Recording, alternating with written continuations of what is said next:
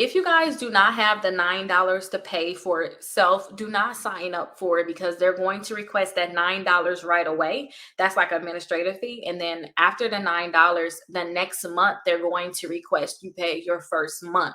So if you don't have the $9, don't do it yet, because if you guys get to the point where you can't pay your self account, they're going to start reporting you late, and it's going to damage your credit so much. And it's so hard to try to remove self from your credit reports. So just wait till you're able to pay and then go from there.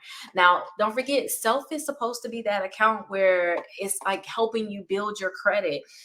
It's supposed to be that account that's showing how responsible you are with paying. If you can't pay $9, you guys, I know it's gonna be hard for you guys to pay the $25 all the way up to $150 that you guys can pay.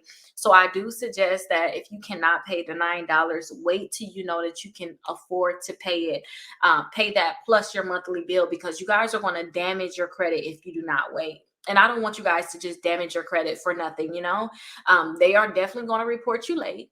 And then if you don't continue to pay, then they're going to basically close your account and charge you off. And you do not want that to happen. So just wait. If you can't pay, wait till you're able to pay, then get signed up, because it's going to really damage your credit.